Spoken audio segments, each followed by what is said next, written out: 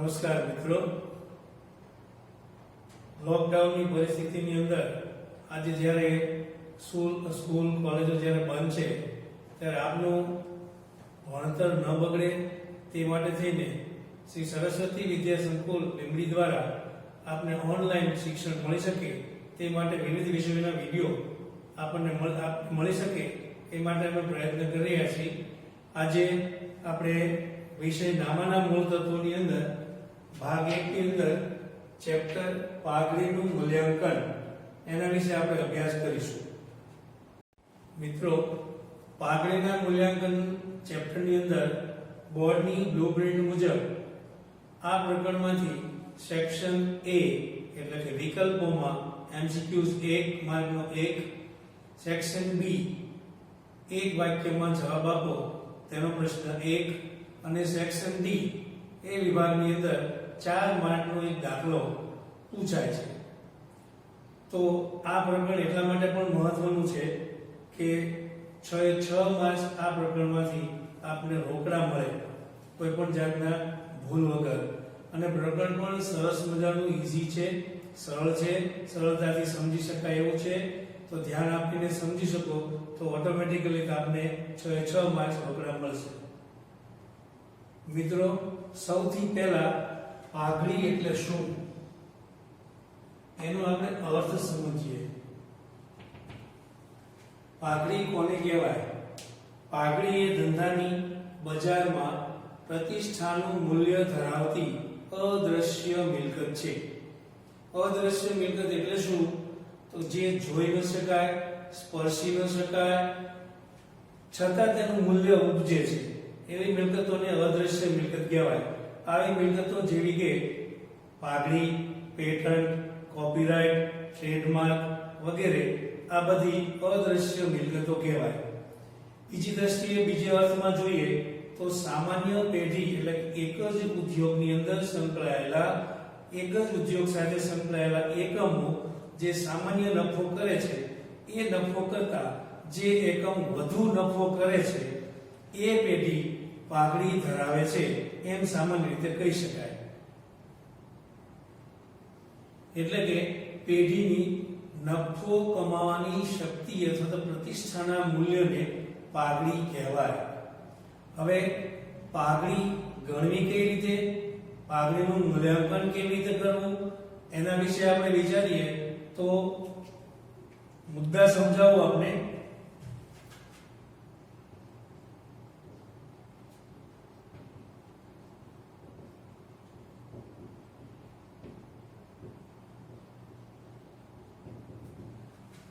પાઘડીને અસર કરતા પરિબળો એવા કયા કયા પરિબળો છે કે જે પાઘડીના મૂલ્યાંકનને ઇફેક્ટિવ કરે છે અથવા તો અસર કરે છે? એ પાઘડીના મૂલ્યાંકનને સરસ મજાની ઇફેક્ટ કરે છે અને ગણતરીની પણ એમાં ધ્યાનમાં લેવા જોઈએ જેથી કરીને પાઘડીની ગણતરી કરતી વખતે ભૂલ ન થાય. તો પાઘડીને અસર કરતા પરિબળોમાં આપણે જોઈએ તો સૌથી પહેલા ધંધાનું સ્વરૂપ. ધંધો એ કેવા સ્વરૂપનો છે એની ઉપર આધાર રાખે છે. જે પેઢી નફો કમાવાની શક્તિ ધરાવે છે એ પેઢી નફો કમાય છે અને એ પેઢી પાઘડીનું મૂલ્ય એ પેઢીમાં અસ્તિત્વ ધરાવે છે. બીજું છે ધંધાનું કદ.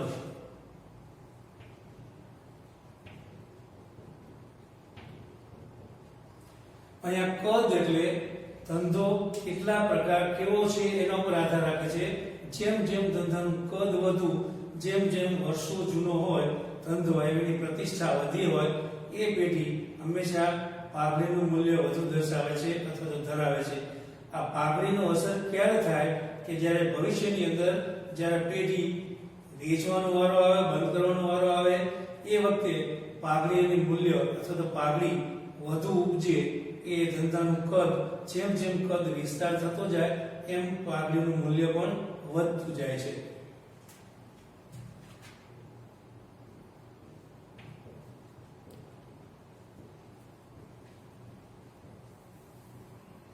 ત્રીજો મુદ્દો બજારની પરિસ્થિતિ. બજારની પરિસ્થિતિ એટલે આપણને ખબર છે કે ગ્રાહકો એ બજારનો રાજા છે. ગ્રાહકો એ બજારનો રાજા કહેવાય. જે પેઢી ઇજારાશાહી ઇજારો ધરાવતી હોય એ પેઢીનું મૂલ્યાંકન અથવા એનું મૂલ્ય સૌથી વધુ હોય.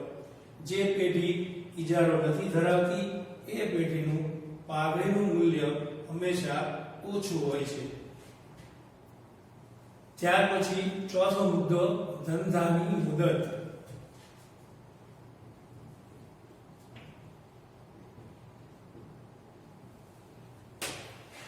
ધંધાની મુદત એટલે કે ધંધો કેટલા વર્ષથી બજારમાં અસ્તિત્વ ધરાવે છે.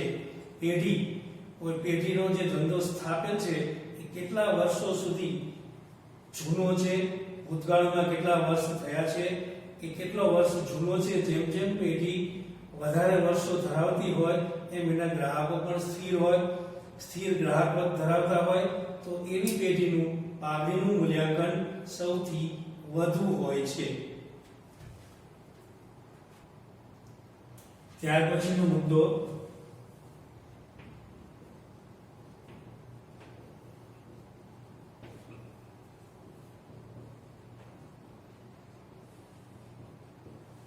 સંચાલકોની કાર્યક્ષમતા. પેઢીમાં કંપનીની જેમ સંચાલકો તો નથી હોતા, પરંતુ પેઢીની અંદર જે ભાગીદારો હોય છે એ પોતાના ધંધાના વિકાસ માટે કેટલી કાર્યક્ષમતાથી સંચાલન કરી રહે છે. જેમ જેમ એની સંચાલન શક્તિ વધુ હોય એમ એની ઉત્પાદકતા વધારી શકાય છે અને એનો લાભ પેઢીને મળે છે અને પાઘડીનું મૂલ્યાંકન એ પેઢીનું વધુ અસ્તિત્વમાં આવે છે. બાકી આવા ઘણા બધા મુદ્દા લઈ શકાય, પણ બધા સામાન્ય મુદ્દાને અન્ય મુદ્દાઓની અંદર સમાવી લઈએ તો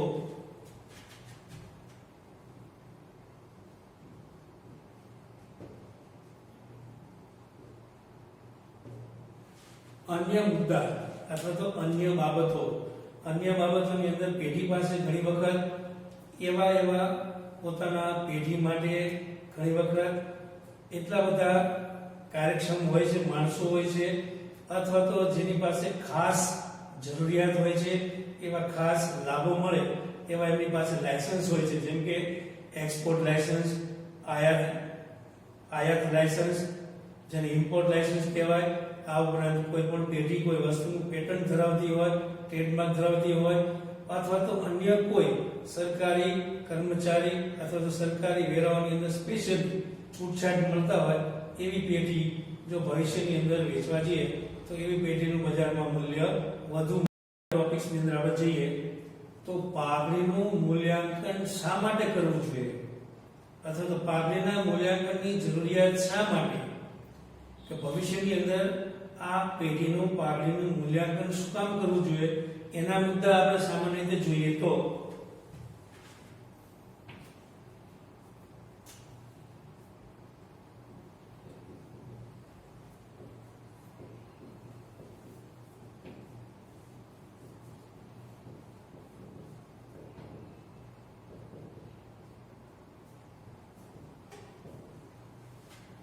ભાગીદારો વચ્ચે નફા નુકસાનનું પ્રમાણ જે વેચાય છે એ કોઈ પણ કારણસર એ પ્રમાણની ફાળવણીની અંદર ફેરફાર થાય ત્યારે પાઘડીનું મૂલ્યાંકન જરૂરી બને.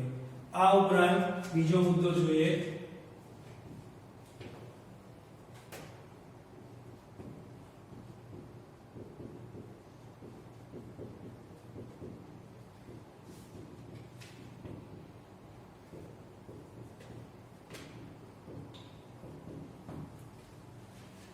ચાલુ પેઢીમાં કોઈ પણ કારણોસર એક્સપાન્શન થાય, વિકાસ થાય, પેઢીનો વિસ્તાર થાય. એ વિસ્તાર કરતા માની લો કે જે ભાગીદારો છે એ કાર્યમાં સંચાલનમાં પહોંચી શકતા નથી, તો એ પેઢીની અંદર જ્યારે કોઈ નવો ભાગીદાર પ્રવેશ પામે ત્યારે આ પાઘડીનું મૂલ્યાંકન કરવાની જરૂરિયાત ઉદ્ભવે છે. આ ઉપરાંત પછીનો મુદ્દો જોઈએ પાઘડીના મૂલ્યાંકનની જરૂરિયાત શા માટે, એની જરૂરિયાત શું કામ ઉદ્ભવે છે. તો આપણને ખ્યાલ છે દરેક પેઢી જે વર્ષને અંતે વાર્ષિક હિસાબ તૈયાર કરે તો પેઢીની પાઘડી ઉપર આમ તો જૂના ભાગીદારોનો સંપૂર્ણ અધિકાર છે, પણ પાઘડીનું મૂલ્ય શા માટે ગણવું જોઈએ એના આપણે જરૂરિયાતના મુદ્દા લઈએ તો પહેલો મુદ્દો, ભાગીદારો વચ્ચે નફા નુકસાનના ફાળવણીના પ્રમાણમાં ફેરફાર થાય ત્યારે કોઈ પણ કારણોસર ભાગીદારો વચ્ચે જે નફા નુકસાનનું પ્રમાણ છે અથવા તો નફા નુકસાન જે પ્રમાણમાં વહેંચાય છે એ પ્રમાણની અંદર કોઈ પણ કારણોસર ફેરફાર થાય ત્યારે આ પાઘડીની મૂલ્યાંકનની જરૂરિયાત ઉદ્ભવે છે. નવા ભાગીદારનો પેઢીમાં પ્રવેશ થાય ત્યારે પ્રવેશ શું કામ? તો મિત્રો, પ્રકરણ નંબર 5 ની અંદર ભાગીદારનો પ્રવેશ, આખું પ્રકરણ આપણે નવેસરથી પ્રવેશનું ભણવાનું છે. એ વિશે વિશેષ ચર્ચા એ પ્રકરણમાં કરી શકાય, પરંતુ અહીંયા ભાગીદારનો પ્રવેશ શા માટે કરવો જોઈએ? તો પેઢીની અંદર કોઈ પણ કારણોસર ધંધાનો વિકાસ થાય, એક્સપાન્શન થાય, વિસ્તાર થાય ત્યારે કોઈ પણ ભાગીદાર એક સાથે પહોંચી ન વળી શકતા હોય ત્યારે સંચાલનની અંદર ભાગ લેવા અથવા તો પોતાની જવાબદારીઓ મર્યાદિત કરવા, વહેંચણી કરવા માટે આ નવા ભાગીદારને પ્રવેશ આપે છે. ત્યાર પછીનો મુદ્દો આપણે જોઈએ, કોઈ ભાગીદારનું મૃત્યુ થાય. ન જાણ્યું જાણતી નાથે કાલ સવારે શું થવાનું છે. કોઈ પણ ભાગીદાર કામ કરતો હોય, કાર્યરત હોય, અચાનક કોઈ પણ કારણસર, નાદુરસ્ત તબિયતને કારણે, કોઈ અસાધ્ય રોગને કારણે અથવા તો કોઈ પણ કારણસર પેઢીમાંથી ભાગીદારનું મૃત્યુ થાય ત્યારે પણ એ મૃત્યુ પામેલા ભાગીદારને હક હિસ્સો આપવા માટે અને ભાગીદારના ચાલુ ભાગીદારોને પણ લાભ મળે એટલા માટે થઈને પાઘડીનું મૂલ્યાંકન કરવાની જરૂરિયાત ઉદ્ભવે છે. ત્યારબાદનો મુદ્દો જોઈએ, ભાગીદારી પેઢીનું કંપનીમાં રૂપાંતર થાય ત્યારે. ભાગીદારી પેઢી આપણે પહેલા પ્રકરણની અંદર જોઈ ગયા કે પેઢીની અંદર સૌથી ઓછામાં ઓછા 2, વધુમાં વધુ 50 ભાગીદારો હોય, પણ પેઢીનો જેમ જેમ વિકાસ થાય, ધંધાનો વિકાસ થાય, વિસ્તાર થાય, તેમ તેમ પેઢીની અંદર જેમ જેમ વિકાસ થતો જાય તેમ બધી જ જરૂર પડે, માનવ શક્તિની જરૂર પડે, શ્રમની જરૂર પડે, મૂડીની જરૂર પડે. આ બધાની જરૂરિયાત સંતોષવા માટે જો પેઢીનું રૂપાંતર કંપનીની અંદર કરવું હોય ત્યારે પેઢીનું અસ્તિત્વ દૂર થાય છે અને કંપનીમાં રૂપાંતર થાય ત્યારે પણ પેઢીનું વિસર્જન કરવા માટે અથવા તો પેઢીનું અસ્તિત્વ કાયમ માટે મટી જાય એ માટે પણ પાઘડીનું મૂલ્યાંકન કરવું જરૂરી બને છે. ત્યારબાદનો આમ જોવા જાવ તો છેલ્લો મુદ્દો અભ્યાસક્રમનો, ભાગીદારી પેઢીનું સંયોજન થાય ત્યારે. સંયોજન એટલે શું? આગળ આપણે ભણવાનું આવશે, તમે BA માં SP ની અંદર પણ ભણી શકશો. ભાગીદારી પેઢીનું સંયોજન એટલે બે ભાગીદારી પેઢી બંનેનું સંયોજન થઈ કોઈ ત્રીજી પેઢી ચાલુ થાય. એટલે કે બે પેઢી જે અસ્તિત્વ ધરાવે છે એકબીજાની અંદર વિલીનીકરણ થઈ જાય અને કોઈ ત્રીજી ભાગીદારી પેઢી અસ્તિત્વમાં આવે ત્યારે પણ આ પેઢીનું સંયોજન થયું કહેવાય અને સંયોજન વખતે પણ પાઘડીનું મૂલ્યાંકન થવું જરૂરી બને છે. મિત્રો, બોર્ડની એક્ઝામની અંદર સેક્શન ડી, વિભાગ ડી ની અંદર જે 4 માર્કનો દાખલો પૂછાય છે એ દાખલા ઉપર સાથે હવે આપણે અહીંયા પહોંચ્યા છીએ. પાઘડીના મૂલ્યાંકનની પદ્ધતિઓ. સામાન્ય રીતે મોટા ભાગે આપણે ચેપ્ટરની અંદર, આ પ્રકરણની અંદર મુખ્ય 4 પદ્ધતિઓનો અભ્યાસ કરવાનો છે. નંબર 1 સરેરાશ નફાની પદ્ધતિ, નંબર 2 ભારિત સરેરાશ નફાની પદ્ધતિ, નંબર 3 અધિક નફાની પદ્ધતિ, નંબર 4 નફાના મૂડીકરણની પદ્ધતિ. આ 4 પદ્ધતિ 4 માર્કના દાખલાની અંદર એમાં સૌથી પહેલી 2 જે આ 2 પદ્ધતિ છે એ 2 પદ્ધતિ હંમેશા 4 માર્કના દાખલા માટે પેપર સેટરની પહેલી પસંદગી રહી છે. એમાં પહેલી પદ્ધતિ પાઘડીના મૂલ્યાંકનની છે સરેરાશ નફાની પદ્ધતિ. આ પદ્ધતિની અંદર આમ જોવા જાવ તો આ પદ્ધતિ સૌથી સરળ અને પ્રચલિત પદ્ધતિ છે. આ પદ્ધતિની અંદર ભૂતકાળની અંદર જેટલા વર્ષોનો નફો આપેલો હોય એ નફાની સરેરાશ શોધવામાં આવે છે. એ સરેરાશને ખરીદીના વર્ષો સાથે, ખરીદીનો વર્ષ એટલે કે નફો કમાવાની શક્તિ, આધાર, કેટલા વર્ષો સુધી આ નફો એક ધારો રહેશે એને ખરીદીના વર્ષો કહેવાય સરેરાશ નફાને ખરીદીના વર્ષ સાથે ગુણાકાર કરવામાં આવે છે. ગુણાકાર કરતા જે કિંમત મળે એને પાઘડીની કિંમત કહે છે. એને આ સરેરાશથી શોધવામાં આવતી હોવાથી એ પદ્ધતિને સાદી સરેરાશ પણ કહી શકાય. સરેરાશ નફાની પદ્ધતિ અંગ્રેજીમાં એને એવરેજ પ્રોફિટ મેથડ પણ કહી શકાય. આ પદ્ધતિ એટલે કે સાદી સરેરાશ મુજબ જ્યારે પણ પાઘડીનું મૂલ્યાંકન કરવું હોય ત્યારે એનું સૂત્ર છે સરેરાશ નફો બરાબર આપેલા વર્ષોનો કુલ નફો છેદમાં વર્ષોની સંખ્યા. આ સૂત્ર મુજબ જે વર્ષનો કુલ નફો હોય એને વર્ષોની સંખ્યા સાથે ભાગવાથી જે મળશે એને સરેરાશ નફો કહેવાય. પાઘડી કેવી રીતે મળશે તો એનું પણ એક સૂત્ર સમજી લઈએ.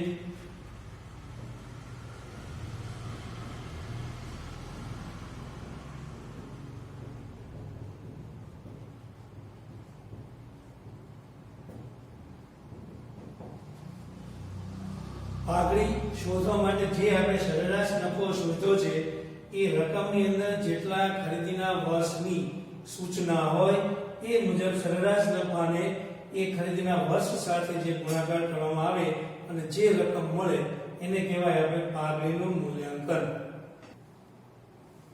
સાદી સરેરાશ પદ્ધતિથી આપણે ઉદાહરણ લઈએ તો ક્યારે પણ મિત્રો ધ્યાન રાખવું, બોર્ડના પેપરની અંદર જ્યારે પણ દાખલો આપણે સંપૂર્ણ ગણીએ ત્યારે જેટલી વિગત હોય સંપૂર્ણ માગેલી સંપૂર્ણ વિગત આપવી, પૂરેપૂરી વિગત આપવી, જેથી કરીને આપણા માર્ક ક્યાંય પણ કપાય નહીં. 4 માર્ક્સ આપણને રોકડા મળે એવું છે. આપણે ઉદાહરણ લઈએ તો મારી પાસે બુકની અંદર આપણી ચોપડીની અંદર ઉદાહરણ 1 આપેલું છે. નીચેની માહિતી ઉપરથી નિલેશ અને નિકુંજની ભાગીદારી પેઢીની પાઘડીની કિંમત પેઢીના છેલ્લા 5 વર્ષના સરેરાશ નફાની 3 વર્ષની ખરીદીના આધારે ગણવાની છે. છેલ્લા 5 વર્ષના નફાની માહિતી નીચે મુજબ છે. હવે અહીંયા હું રકમ લખું છું. વર્ષ અને નફો.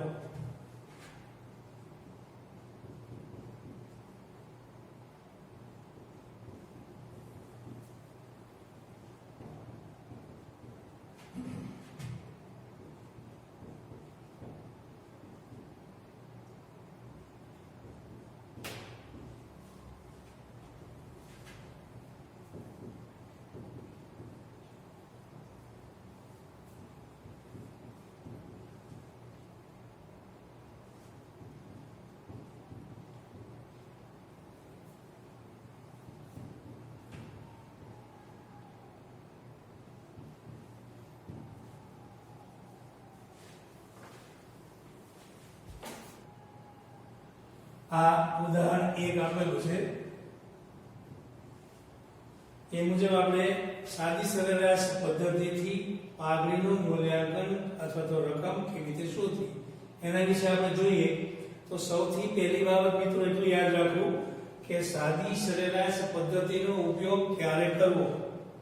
આ બાબત ખાસ જરૂરી છે. ઘણી વખત દાખલાની અંદર સૂચના ન હોય તો યોગ્ય પદ્ધતિથી આપણને પાઘડીનું મૂલ્યાંકન કરવાનું કીધું હોય તો સાદી સરેરાશ પદ્ધતિથી જ્યારે પણ દાખલો ગણવાનો થાય અથવા તો ક્યારે ગણવો ત્યારે ખાસ ધ્યાન રાખવું કે જ્યારે આપેલા નફાની અંદર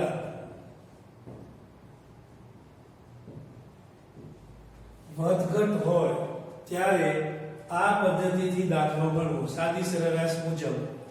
ફરીવાર યાદ રાખો મિત્રો, સરેરાશ અથવા તો સાદી સરેરાશ પદ્ધતિથી પાઘડીનું મૂલ્યાંકન ક્યારે કરવું તો જ્યારે આપેલી રકમના નફાની અંદર વધઘટ હોય ત્યારે આ પદ્ધતિથી પાઘડીનું મૂલ્યાંકન કરવું. હવે આપણે દાખલો જોઈએ તો સૌથી પહેલા અહીંયા આપણે એનો સરવાળો કરીશું.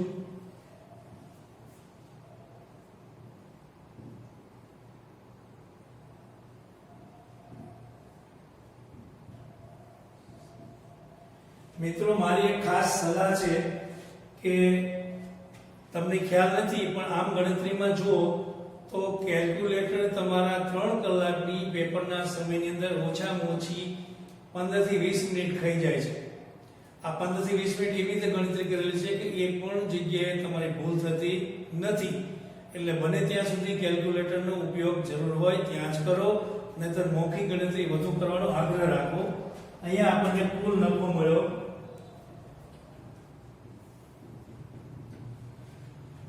નફાનો આપણે સરવાળો કર્યો, અહીંયા કુલ નફો થયો. હવે આપણે સૌથી પહેલા સરેરાશ નફો શોધીએ.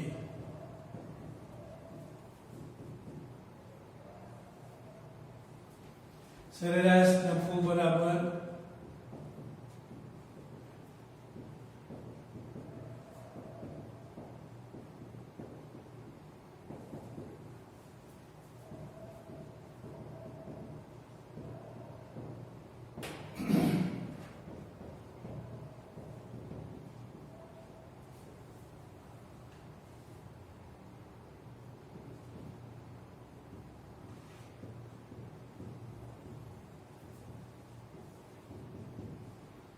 અહીંયા કેલ્ક્યુલેટરના ઉપયોગની જરૂર પણ પડે એવું નથી. ડાયરેક્ટ તમે સાથે સીધો ભાગાકાર કરી શકાય છે. 5 દુ 10, 0, 5 સત્તુ 35. આ આપણને મળ્યો કુલ સરેરાશ નફો. આ સરેરાશ નફો હંમેશા મિત્રો જવાબને હાઇલાઇટ કરવાની ટેવ રાખો. જે જવાબ મળે એનું ફરતું ચોરસ બનાવવાની તૈયારી રાખો, અથવા તો રાખો તો જવાબ સ્પષ્ટ રીતે પેપર તપાસનાર જોઈ શકે. હજી આપણે પાઘડી શોધવાની છે.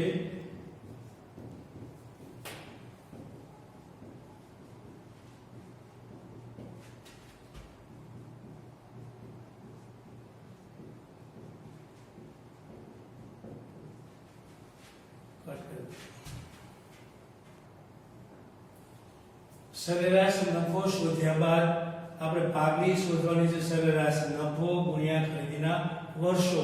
તો રકમની અંદર આપણને 3 વર્ષ ખરીદીના આપેલા છે, તો 2,07,000 ગુણ્યા 3 પાઘડી બરાબર 3 દુ 6 7 તેરી 21.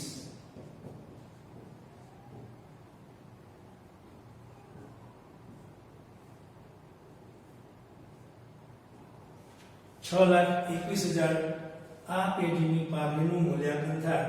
4 માર્ક્સ આપણે ખાસ કરીને ધ્યાનમાં રાખવાના છે. 4 માર્ક્સ આ કોષ્ટક, સૂત્ર, પાઘડી, સરેરાશ નફો એ બધાની અંદર વહેંચાયેલા હોય છે. 1 માર્ક 1 માર્ક, અને આ જે આપણું કોષ્ટક છે એના 2 માર્ક્સ, આવી રીતે 4 માર્ક્સ વહેંચાયેલા હોય છે. એટલે આ સંપૂર્ણ જ્યારે પણ લખીએ ત્યારે સંપૂર્ણ વિગતો સાથે લખીએ અને જવાબની સાથે હંમેશા એકમ લખવાનું રાખો. બીજું એક ઉદાહરણ લઈએ આપણે સાદી સરેરાશ નફાની પદ્ધતિથી. મિત્રો એક ખાસ બાબત ધ્યાનમાં રાખો કે જ્યારે પણ રકમ, આ સ્વાધ્યાયનો દાખલા નંબર 5મો છે. વર્ષ અને નફો 2013-14 ની અંદર 60,000, 14-15 ની અંદર 80,000, 15-16 ની અંદર કાઉન્સમાં 20,000, 16-17 ની અંદર 30,000. આ મિત્રો ખાસ ધ્યાન રાખો, જ્યારે પણ રકમની અંદર, નફાની અંદર જે રકમ આપેલી છે અથવા જે નફો આપેલો છે એ જ્યારે નફાની રકમની કાઉન્સમાં આપેલી હોય અથવા તો આગળ માઈનસની સાઇન હોય તો સમજી લેવું કે એ વર્ષે નફો નથી પરંતુ ખોટ છે. તો ખોટ જે હોય એ નફામાં ટોટલમાંથી હંમેશા માઈનસ થાય. એટલે આ વસ્તુ ખાસ ધ્યાન રાખજો, આમાં ભૂલ થતી હોય છે એટલે ન થાય એટલા માટે આપણે અહીંયા પહેલા કુલ નફો શોધીએ.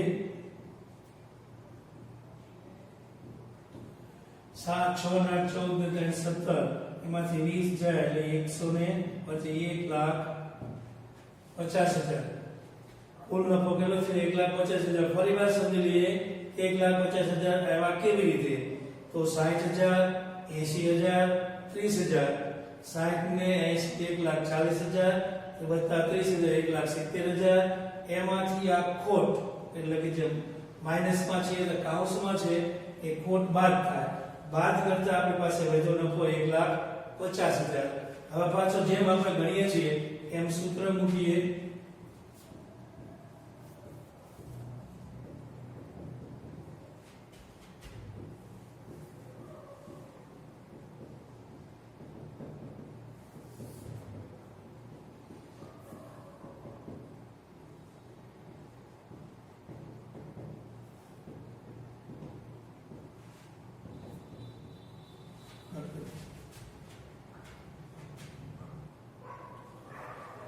અહીંયા આપેલા વર્ષોનો કુલ નફો 1,50,000 છેદમાં વર્ષોની સંખ્યા આપણને 4 આપેલી છે.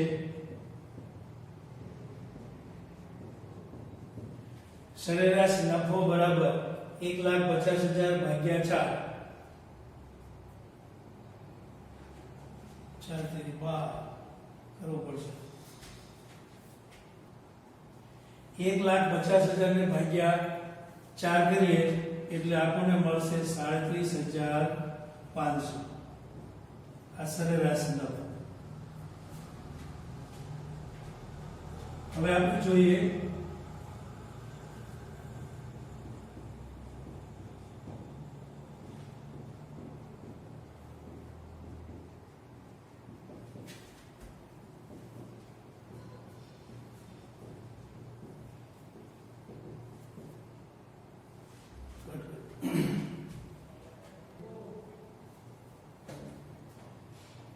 સ્વાધ્યાય 5 ની રકમની અંદર સરેરાશ નફો આપણે 37,500 અને પાઘડી શોધવી, ખરીદીના વર્ષ આપણને 5 આપેલા છે. 37,500 ગુણ્યા 5 જે આપણને મળશે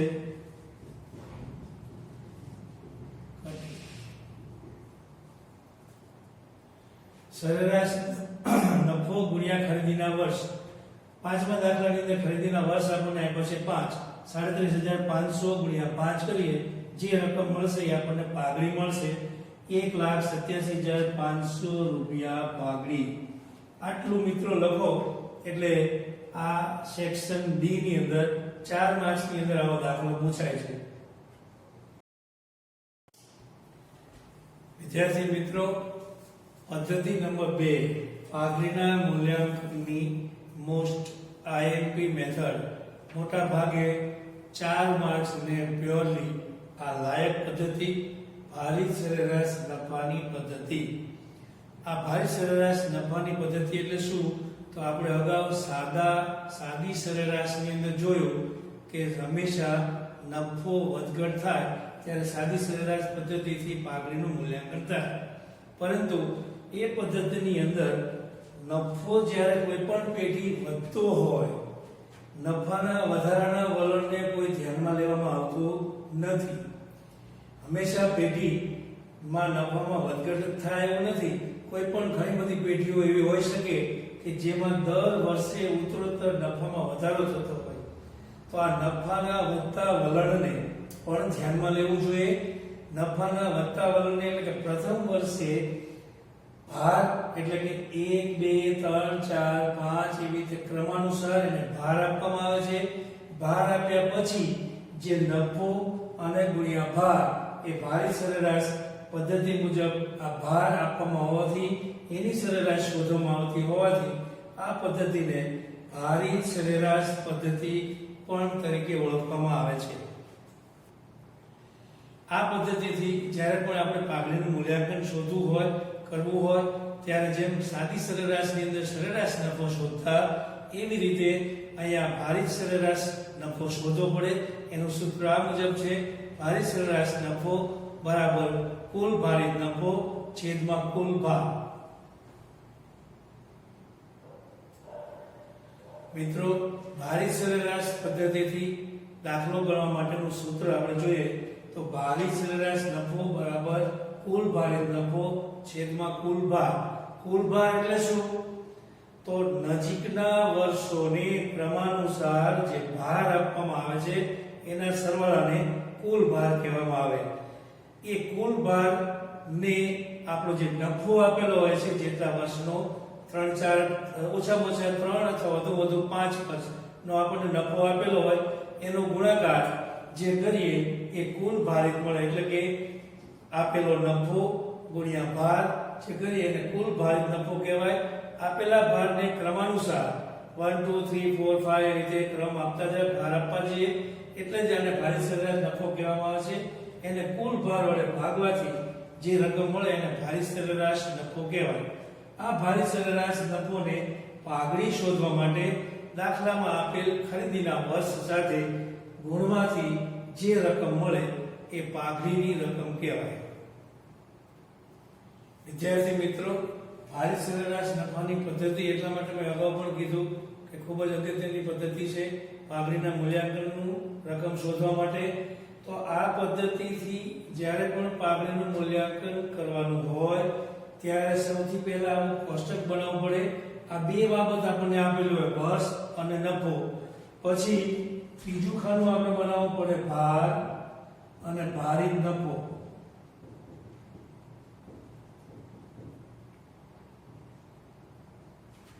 અથવા આને પેદાશ પણ કહેવાય.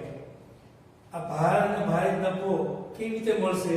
તો અગાઉ પણ મેં સાદી સરેરાશની અંદર કીધેલું કે જ્યારે નફાની અંદર સતત વધઘટ થતી હોય ત્યારે સાદી સરેરાશથી પાઘડીનું મૂલ્યાંકન કરવું. પરંતુ અગાઉ સમજૂતી આપ્યા મુજબ જ્યારે પણ નફાની અંદર સતત વધારો થતો હોય ત્યારે ભારિત સરેરાશ નફાની પદ્ધતિ મુજબ આ પાઘડીનું મૂલ્યાંકન કરવું જોઈએ. પાઘડીનું મૂલ્યાંકન કરવા માટે બીજા બે ખાનાની આપણે જરૂર પડશે, ભાર અને ભારિત નફો. ભારિત નફો મેં અગાઉ સમજાવ્યા મુજબ નજીકના વર્ષોને ક્રમાનુસાર ભાર આપતા જવાનું આવે. એ ભાર આપણે આપીએ તો અહીંયા આપણે આપીશું 1 2 3 4 અને 5. આ ભારિત નફો કેવી રીતે મળશે? તો નફો ગુણ્યા ભાર એટલે કે 40 ગુણ્યા 1 એટલે કે 40,000, 60,000 ગુણ્યા 2 1,20,000, 75 ગુણ્યા 3 2,25,000, 90,000 ગુણ્યા 4 3,60,000, 1,20,000 ગુણ્યા 5 6 લાખ. આનો આપણે સરવાળો કરીએ. આનો સરવાળો આવશે 13,45,000. મિત્રો આ અગાઉ પણ મેં વાત કરી છે કે બને ત્યાં સુધી કેલ્ક્યુલેટરનો ઉપયોગ ઓછો થાય તો વધુ સારું આ મોડેલ ગુણાકાર થઈ શકે એમ છે. બીજું આ આપણને મળ્યો કુલ ભારિત નફો. હવે આપણે કુલ ભારનો પણ સરવાળો કરીએ. 1 ને 2 3 6 4 10 2 10 ને 5 15 કુલ 15. આટલું કોષ્ટક આપણે બનાવવું પડે. આ સ્ટેપ નંબર 1. આ દાખલો આપણે ટોટલ 3 સ્ટેપમાં શીખીશું અથવા તો પૂરો થવો જોઈએ, કરવો જોઈએ. આ સ્ટેપ નંબર 1. આખું કોષ્ટક બનાવવાનું. ફરીવાર સમજો મિત્રો, કોષ્ટક વર્ષ અને નફો આપેલો હોય, આપણે ભાર ભારિત નફો બે શોધવાના હોય. અહીંયા 40,000 60,000 75,000 90,000 1,20,000. નફો પેઢીનો સતત વધે છે. જ્યારે પણ પેઢીનો સતત નફો વધતો હોય ત્યારે ભારિત સરેરાશ નફાની પદ્ધતિ મુજબ પાઘડીનું મૂલ્યાંકન કરવું. અહીંયા નજીકના વર્ષોને 1 2 3 4 5 ચડતા ક્રમમાં એને ભાર આપવા. પછી ભારિત નફો એટલે કે નફો ગુણ્યા ભાર, આ બેનો બધાનો ગુણાકાર કરીએ અને સરવાળો કરતા આપણને મળશે કુલ ભારિત નફો. સ્ટેપ નંબર 1 આપણે સમજ્યા મિત્રો. હવે સ્ટેપ નંબર 2. આ સ્ટેપ યાદ રાખવાના છે. જ્યારે પણ બોર્ડની એક્ઝામની અંદર તમે દાખલો ગણો ત્યારે સ્ટેપ એવા કે લખવાની જરૂર નથી, પરંતુ આ તમને સમજાય, વધુ સારી રીતે સમજી શકો એટલા માટે હું તમને સમજાવું છું. સ્ટેપ પહેલું દરેકને સમજાઈ ગયું હશે મિત્રો. હવે સ્ટેપ બીજું, સ્ટેપ નંબર 2. સ્ટેપ નંબર 2 ભારિત સરેરાશ નફો શોધો. એનું સૂત્ર આપણે મૂકીએ. ભારિત સરેરાશ નફો બરાબર કુલ ભારિત નફો છેદમાં કુલ ભાર. આપણને અહીંયા કુલ ભારિત નફો મળેલો છે 13,45,000. કુલ ભાર છે 15. 13,45,000 ભાગ્યા 12 15 કરીએ તો 89,666 મળ્યો. 89,666.67. આ ભારિત સરેરાશ નફો મળ્યો. હજી આપણે સ્ટેપ નંબર 3 બાકી છે. Step number 3.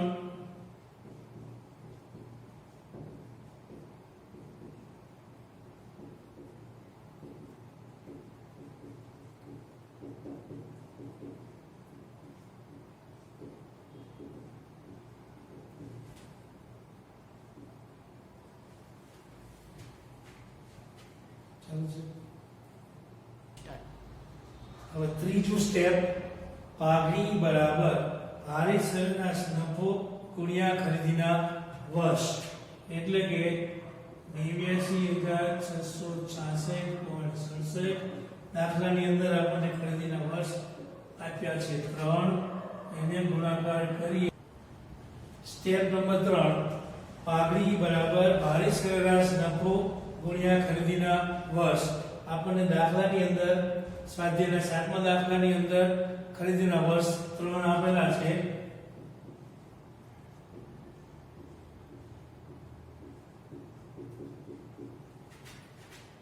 એનો આપણે ગુણાકાર કરીએ તો પાઘડી બરાબર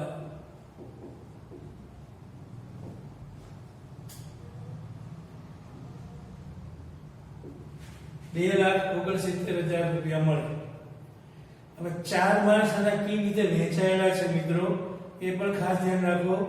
અહીંયા આ જે આપણે કોષ્ટક બનાવ્યું છે, આ કોષ્ટક, એ કોષ્ટકના ટોટલ બોર્ડની પરિભાષા મુજબ એના 2 માર્ક્સ હોય.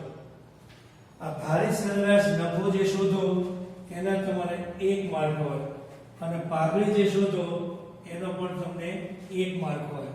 આ 1 માર્ક આનો, 1 માર્ક આનો, 2 માર્ક આનો, આવી રીતે ટોટલ 3 સ્ટેપ ની અંદર દાખલો વહેંચાયેલો છે. 3 સ્ટેપ તમારા સાચા પડે તો ટોટલ 4 માર્ક્સ નો દાખલો આ પ્રકરણમાંથી આ મેથડ મુજબ પૂછી શકાય. 2 માર્ક્સ કોષ્ટકના છે, એટલે કોષ્ટક બનાવતી વખતે પણ મિત્રો ખાસ ધ્યાન રાખવું, કોઈ પણ જાતની ભૂલ ન થાય એ ખાસ ધ્યાન રાખવું.